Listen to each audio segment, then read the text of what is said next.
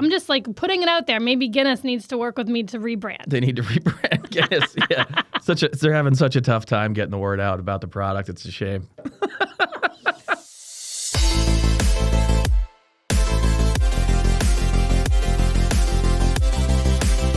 All right, guys, we have another bonus episode for you. I am joined with my guest, Ryan McFadden from Henry Street Taproom and Kindred. This is what's on the table this month in Saratoga, March 2024.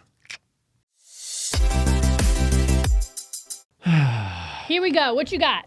You brought me some booze? I brought you a present. Awesome. There was a word in the street you've never had a Guinness somehow? I've never had Guinness. You're an adult, right? I am an adult, and I'm sure there's some Irish descent in my blood, so this is probably disappointing to my ancestors that I've never had Guinness. Shameful. Okay, so from what I gather, it's like you're one and done. It's not like something you can drink a lot of. No, that's actually not true. So Guinness looks really heavy, and it is kind of like a thicker beer, but it's lower alcohol, and we recently put it on at Taproom, and a lot of people like it because it's low alcohol, and you can drink a few of them and not be hammered. Oh. I think like the image of Guinness is like, oh, it's this like huge, heavy beer that's like a ton of alcohol. It really isn't, so. Yeah, like most like big Irish men drink Guinness. Yeah, look, my grandparents are from Ireland. It's, they like to sit around. They don't like to have one beer, so you can have 6 or 7 Guinnesses and not be, on the floor. So is it milky? Is it like heavy? Yeah, it's kind of like it's smooth, I would call it. Okay, well, let's pour this thing. There's a particular way you need to pour it. Yeah, so what you do is you put it in a quart container. This is the traditional way that it's usually done. So can you do Guinness in a growler? Is that it doesn't? I mean, you transfer can, well? but the whole thing you want Guinness is like on tap, and it pours nice, and people make little artsy decorations on top if you can do that. Okay, like coffee. Yeah, kind of like a latte. So yeah, I guess that's kind of true. Let's see how this goes. Oh yeah, this is exactly how they want you to pour it. This is definitely on brand for them. Are you being sarcastic? Yes. Yeah, because it's supposed to be like a lot of head. Yeah, like a creamy head like that big is sort of what it looks like when you typically pour it. So okay. I can't believe this is your first Guinness. I know. That's messed up. I don't know why. When I go out, I drink margaritas and White Russians. I'm real classy. I mean, as classy as this? As classy as You don't just bring around a quart container full of Guinness when you go out? I'm going to take the bigger one. Yeah, why not? Cheers. Cheers. You don't do this thing? Sláinte for Taylor Irish Swift people. did that one. Did you see her drinking on the Super Bowl? Oh, Taylor Swift? Oh, that's not what I thought it was going to taste like. It's very smooth. It's a little fraudulent. It is a little fraudulent. It's true. It's like, because you think you look at it and you're like, I can't drink that. It's super heavy, but it's very deceiving. Yeah, it's weird. That is really good. Good, easy drinking, smooth, makes everybody happy. It's nothing like it's advertised. Yeah.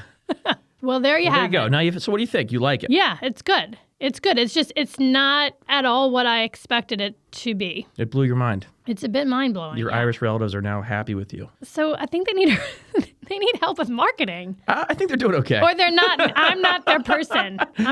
I don't think you're their target audience. Okay, no, well. I don't think 30-something-year-old mom is who they're going for. Okay, but Stanley made quite a shift in their marketing, and it blew up their business. Yeah. Yeah, so I'm just like putting it out there. Maybe Guinness needs to work with me to rebrand. They need to rebrand Guinness. Yeah. They're having such a tough time getting the word out about the product. It's a shame. What's on the table in Saratoga in March? Let's get into it. Okay, first up, now until the end of March, is Lake George's Winter's Dream. Did you bring the kids to that yet? So I have not brought it to that. I know that they didn't do the ice castles this year because they were melting last year. Good thing. If they were melting last year, they would definitely be melting this year. Yeah, so I guess they canceled that portion of it because they just couldn't take the risk, which was smart given the weather. But I've heard that their Winterfest in Lake George is really cool, but I did never made it up. I did bring my kids to Winterfest. Oh, you did? Yeah, so it was better awesome. They loved it? In this category. What happened? They loved it. What goes on at Winterfest? So it's in the fort at Fort William Henry. All right. And there's 4 corners to the fort. Yeah. And each corner is a different experience. A different experience? Yeah, there's music, there's lights, it's sensory.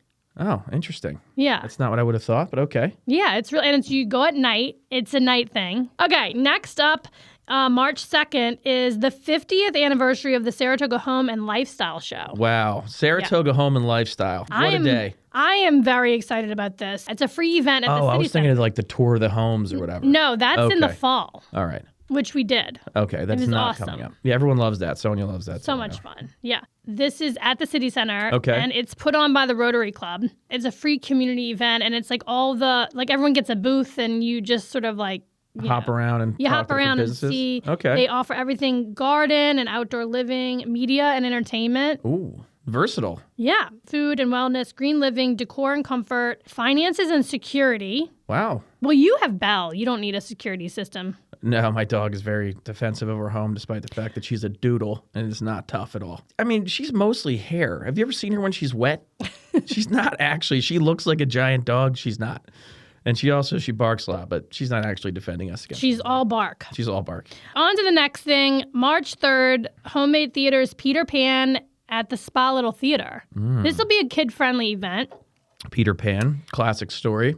I brought Posey and who did I bring? Oh, I didn't bring Zia. I can't even remember what I did last week. Zia's my girl. I know. She's obsessed with you lately. love it. What is that? I don't know. It's like, great. what happened? She gave me a hug the other day. I was like, this is so sweet. So Wait, nice. This was leaving Girl Scouts. She gave you a hug. Yeah. And it was Valentine's Day. Right. And so she had like this little glass heart that she got at pre-K. Anyway, what screwed it all up is when you came and picked Molly up. So we can't have that again. I'll just bring Molly home. What screwed it all up? Because Zia saw you, hugged you, had like a moment, and then you left. And then she remembered she had her heart that she wanted to give to you. That's so nice. So sweet. So I love that I don't know if you noticed, as you're so oblivious, but I came outside with her. We're standing across the street. I'm like, Ryan, stop your car so this kid can give you her freaking glass heart. I was like, is she waving goodbye to me or does she want something? I wasn't sure. No, there were a lot of cars I wouldn't coming back expect and she forth. was going to give me a gift. There were a lot of cars coming back and forth, but I'm like waving, like, slow down. And then I thought, hi. Wait, then I thought you were, you did, you waved. That's what you do when someone waves at you. You wave back. It's common manners. I thought you were going to turn into the alley and stop, like, so that we could walk up to the truck and she could give you this stupid glass heart. Oh, I had no idea. Why'd you call me? He took off. He, like, flew down the alley, and I'm like, holy shit. He misinterpreted what we were trying to do. I thought you were waving goodbye. Have a great day, Ryan. I had no idea. If I had known Z was going to give me a gift, I would have stopped. I would have loved it. I know you would have, but you just, you were distracted. Oh, Death to amazing. Ryan for causing this fiasco. It's unbelievable. I would love to go on a date with Zia. I'll take her out. I'll buy her. We'll share some candy hearts. Okay, what's next? On to the next thing, Ryan. All right, what do we got Did you next? bring anything to the table? Yeah. Well, what's on the table? Jeez, what isn't on the table? March 6th through March 14th is the 2024 Saratoga County Restaurant Week. Oh yeah. Get ready, buckle up. Are you participating? Yeah, we are going to participate. We haven't always participated, but we will participate this year. It's a good way for people to try new restaurants in town. It's so Taproom. Usually, people for Restaurant Week, I've found in the past they want to go to like a fancier restaurant because everybody has these like crazy deals, and like Taproom's not really a fancy restaurant, so like it's not you're gonna get like your cheeseburger discounted, and not that our food's not great. We make everything from scratch, but I think people are trying to be fancier on those days typically. Yeah, they want to take advantage. Yeah, they want to take advantage. So like they go to like 15 Church and places like that that they wouldn't usually go to. But we're gonna do it definitely. We're gonna do it for Kindred this year, which I think will be good. Yeah, so that's coming up. That usually brings people out, which is fun. It's a big week. So you get a 3-course dinner for $25, $35, or $45 plus tax and tip. So it's a good deal. It's always a very good deal. That's for sure. Okay. Wait, we didn't talk about this. What? Since the last time you were on, you are reigning champion of Chowderfest. Oh yeah, baby. We won 3 years in a row. So Chef Andy, shout out to Andy Palmisano, won at Kindred, which was awesome because it was a mushroom soup. See, that's good? See, some people don't like mushrooms. That was the risk. But I love mushrooms. It's like my favorite food. But they are polarizing. So we were like, it was vegetarian. Usually people want like a meaty, creamy thing, and we're like, I don't know if this is gonna work or not. But it was so good that we won anyway, which was amazing. Even people that didn't like mushrooms were like, actually that was really good. So no, we were super pumped about that. So Andy's the salt in the soup. So the week before that, we were in the chili bowl, which I think we talked about on the last podcast. Yep. And we won that also. So 2 weeks in a row, we won 2 different events, the Chili Bowl and then Chowderfest the week after, which is a lot of soup. I think Andy made maybe like over 100 gallons of chowder and chili combined. So it was a lot of work, but it was awesome. We won the Chili Fest by, I think, 3 votes or something. Wow. Yeah, it really came down to it. It was really close. Between you and who? It was us and Rhea, which were right next door to us. We were like pulling them out, counting, and we're like, oh shit, this is going to be close. But yeah, we won. It's awesome. March 8th. March 8th, that's coming in hot. Friday, March 8th at 7:30. It's Fleetwood Mac. The Fleetwood Mac tribute band, baby. I'll go to that. That sounds amazing, actually. Little Stevie Nicks tribute band. I mean, a lot to live up to as if you're a tribute band for that. And speaking of, Stevie Nicks is actually coming to the Capital Region in June. I know. That's awesome. The real deal. The real deal. I didn't even know she was still touring or still out there, so that's really cool. How old is Stevie Nicks? She's 75? Oh, my God. When you have someone that is talented, that is iconic, Sure. and they're passionate about their craft, they're never going to stop. No, I guess why would you? If people are showing up and you're having fun and, so she's a gajillionaire or whatever. She's sitting at home. If she can do a tour and people will show up, I'm sure, why wouldn't she? What else is she doing? Watching Blue Bloods, hanging out? I mean, she's old enough for that. Stevie Nicks, is that what she's watching? I mean, I've never been to her house, but my guess is that she's a big Selleck fan, I would think. I'm a big Selleck fan. I think he's hot. I like the... Is it the mustache? I don't know. I just like, Does he he's still so have a manly. mustache? Yeah, he must always have a mustache. I feel like even if he doesn't, he's got one in my head. Fleetwood Mac is great. Obviously, they have a million hit songs. At UPH? UPH is awesome. Yeah, tell us some more. So Terry Foster told me showed us right before the pandemic, they were just getting restarted. They redid the whole place. It's absolutely gorgeous in there. And then the pandemic happened and, they didn't really get to launch the way that they wanted to. But they just had a bluegrass band there last week and I missed it. But someone was telling me that it was like one of the best experiences they've had seeing live music in a long time. I guess the acoustics in there, I think it's only 500 people that it holds. Mm-hmm. And it's like beautiful stained glass windows and really cool. The stage is right in the middle. So it's kind of, you're surrounding it. And I guess the acoustics were so good that the band, it escapes me right now, but they told the audience, they're like, listen, if you guys can be quiet, the acoustics in here are so perfect. We've never played at a venue like this. We're going to unplug everything and play 2 songs. But you guys have to be super quiet for it. So I was talking to someone who was there and he was like, you could hear a pin drop. And he was like, it was the most beautiful thing I've ever seen. And they just it sounded awesome. Everybody like wanted to like sing and dance and they had to just like be super quiet because they didn't want to ruin it for everybody else. But yeah. I'm dying to get there to see a show. I'm really excited. Well, I mean, the main event is St. Patrick's Day.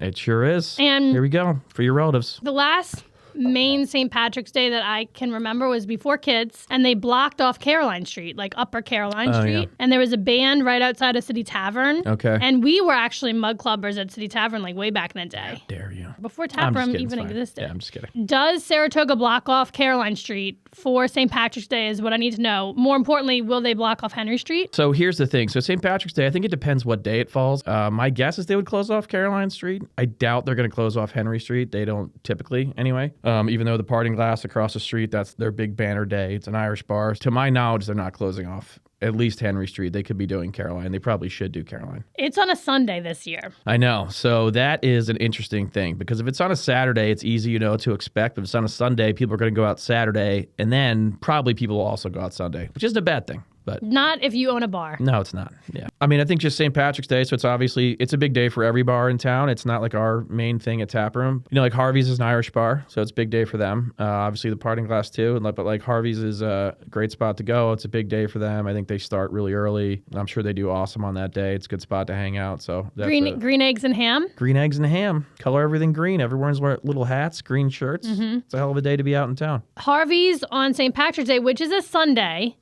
They will have Irish pub fare, corned beef and cabbage, bangers and mash, Irish music, Guinness, harp, shot girls, Tullamore Dew and Jameson, Irish whiskeys, fitting, Irish step dancers, and Irish bagpipers. Oh, they got the whole band coming out. The whole shebang. They're bringing out bagpipes? So you've been to Ireland. Hell yeah, I have. My grandparents are from there. When was this? This is before kids. It was right before Molly was born. I'm actually going back this summer with my whole family for the first time since then. That was the first time I went. Ireland's great.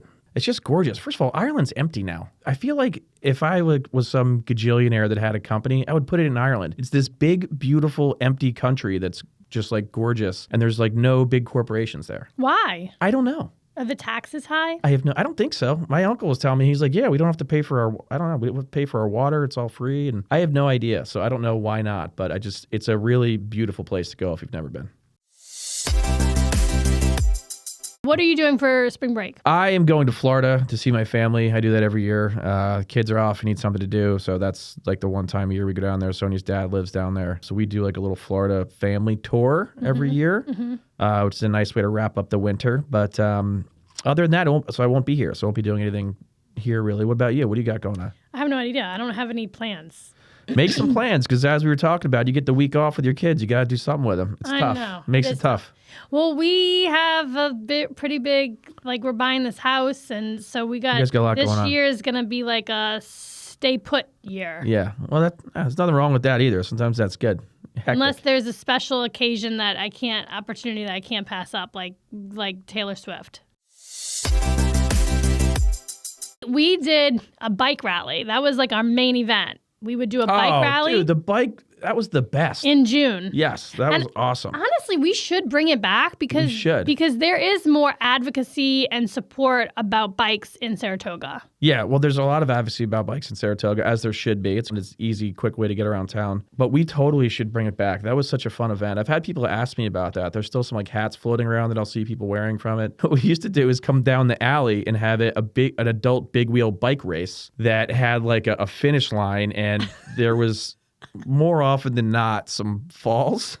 Like, maybe it wasn't the safest event, but it was a ton of fun. I still have a bunch of like shitty broken big wheels in our attic at Kindred from that. When we proposed this event and this idea, you would have thought we were trying to sell drugs to children on Henry Street. I know. The old regime, I'll say the new regime is much more flexible and stuff like that. But typically in the past, I'm not saying anyone that's there now, but they just don't want to do any extra work. So if you have to shut down the street, then they have to bring in more cops, and they get nervous about that. So they would just be like, kind of like blanket no if you wanted to do something. Because they were just like, we're not dealing with that. Then people are going to get drunk and they're going to get in fights, which is, it was a family-friendly event. It was like on Saturday morning or something. But no, we should definitely bring it back. I mean, there's a lot more flexibility now. Now we have like the patios, and like the city's much more open to like business and ideas like that than they used to be, which is absolutely awesome for town. So. Yeah, I should re-engage with the whole Henry Street Business Association and it's really just bring it back.